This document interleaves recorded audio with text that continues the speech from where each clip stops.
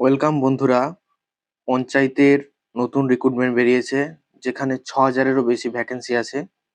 তো এটা আমাদের জন্য একটা খুব ভালো সুযোগ এবং এটার জন্য বিশেষ কিছু বড় কিছু প্রস্তুতির দরকার হয় না।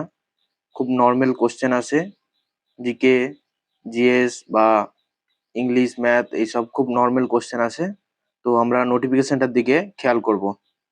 দেখো, যদি নোটিফিকেশনটার দিকে খেয়াল করি, তো এটা হচ্ছে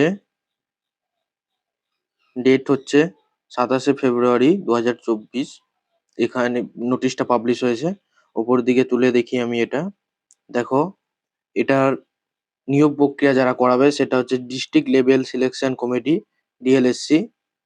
এবং আমি এটা উপর দিকে তুললে কোন ডিস্ট্রিক্টে কতগুলো ভ্যাকেন্সি আছে সেটা তোমরা দেখতে পাবে। এটা একটা ফর্ম।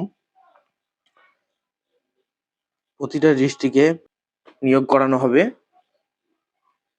জিপিতে দেখো, এটা আলিপুরদুয়ারের জিপিতে দেখো আছে তোমার ৯৬টা, পিএসএ আছে ১৭টা, জেলা পরিষদ বা জিপিতে আছে ৮টা। বাঁকুড়াতে দেখো, এটা একটা সবচেয়ে ভালো খবর।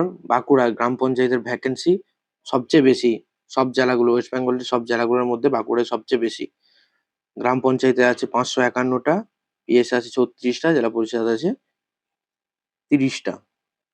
এভাবে তোমরা স্ক্রল করে করে ওপর দিকে তুললে প্রতিটা জেলার থেকে দেখতে পাবে।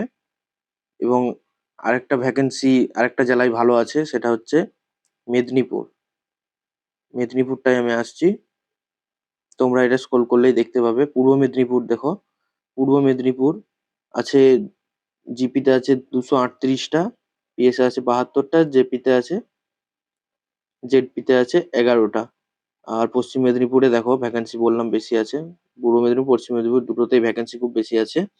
জিপিতে আছে তোমার ৪৮৫টা, পিএসএ ৬১টা, জেপিতে আছে তোমার ১৪টা।